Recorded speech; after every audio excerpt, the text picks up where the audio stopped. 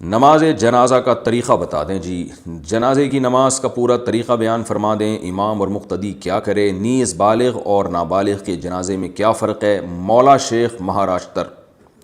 بھائی نماز جنازہ کا طریقہ بہت آسان ہے۔ نماز جنازہ میں 4 تکبیریں فرض ہیں، یعنی اگر کسی کو کچھ بھی نہ آتا ہو جنازے میں، امام نے جب اللہ اکبر کہا تو یہ بھی اللہ اکبر کہے، امام نے جب دوسری دفعہ اللہ اکبر کہا تو یہ بھی اللہ اکبر کہے، جب امام نے تیسری دفعہ اللہ اکبر کہا تو یہ تیسری دفعہ کہے، امام جب چوتھی مرتبہ اللہ اکبر کہے تو یہ چوتھی مرتبہ اللہ اکبر کہہ دے، اور امام جب سلام پھیرے تو یہ بھی سلام پھیر دے، تو یہ جنازہ ہو گیا۔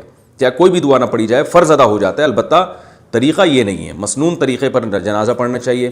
مسنون طریقہ یہ ہے کہ پہلی تکبیر کے بعد آپ ثنا پڑھیں، یعنی سبحانک اللہم و بحمدک وتبارک اسمک وتعالی جدک ولا الہ غیرک۔ اس میں بعض لوگ الفاظ بڑھاتے ہیں وجل ثناؤک، تو یہ وجل ثناؤک کے الفاظ پر میں نے بہت ریسرچ کی تھی ایک دفعہ، یہ کہیں بھی کسی بھی مستند روایت سے ثابت نہیں ہے۔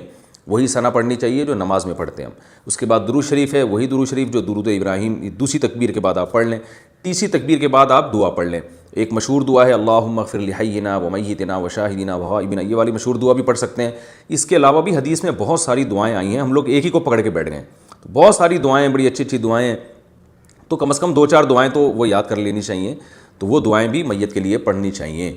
اور اگر کوئی سورہ فاتحہ کو بطور دعا کے کبھی کبھار پڑھ لے تو یہ بھی جائز ہے، حدیث سے ثابت ہے۔ تو یہی احناف کا اور دوسرے ائمہ کا اختلاف ہے، وہ سورہ فاتحہ کو نماز جنازہ میں لازم سمجھتے ہیں اور بطور قرات کے سمجھتے ہیں، جبکہ نماز جنازہ تو ایک محض دعا ہے، اس کا وہ ارکان نہیں ہے جو نماز میں جس طرح سے دوسرے ارکان ہوتے ہیں، رکوع سجدہ، یہ چیزیں نہیں ہیں۔ تو اس طرح اس میں سورہ فاتحہ بطور دعا کے پڑھی جا سکتی ہے، بطور تلاوت کے، بطور قرات کے نہیں پڑھی جا سکتی۔